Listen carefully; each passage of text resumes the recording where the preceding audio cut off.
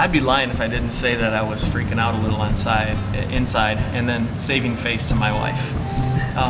But I honestly feel that this is something so strong inside of me that I have to do, that the level of excitement and passion inside of me so much surpasses the willingness that I have to just sit and do nothing and be discontented and miserable because I'm just sitting around waiting for something else to happen and to change.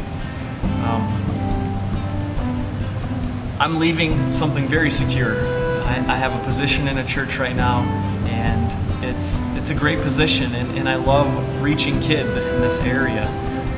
But yet, over the last year, God has just been speaking to me and showing me different things about myself, and I've been ignoring those things. And I've gone my own way. I've tried to drum up some other opportunities where I could continue to be safe, and it really just got to the point where I had to pull the trigger and say, okay, God, I believe you're calling me to do this, and so I'm going to do it in blind faith, not knowing what's going to happen and how it's going to turn out. And how does that make you feel?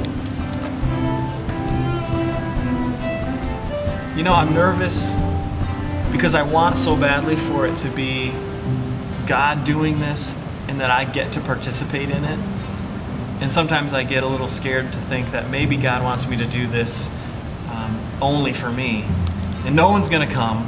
No one's going to resonate with this message. And it's God wanting to just teach me to trust Him and that I only need Him. And if that's the case, that's okay, maybe. But I hope that God can use me in a greater way. You know, there's always a lot of thoughts that cross through my mind. I understand in my head that there are people that I'm close with that are going to say, Rob, that's great for you, but we don't feel like that's what God's calling. And everyone who I've shared this idea with so far wants to pat me on the back and say, you know, okay, Rob, great, go for it, good job. But at this point, I really don't know who's going to come alongside of me and want to be a part of that. And I don't want to manipulate that either.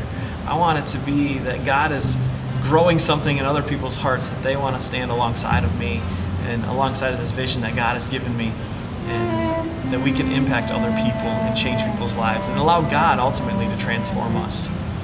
One of the things that I feel real strongly about is that church has to be about what God's doing in my life, not what God's doing in the life of the person speaking to me on Sunday morning and what message that he brings and what message the worship leader brings to church, but that somehow it's validated in my own life about what God's doing and celebrated.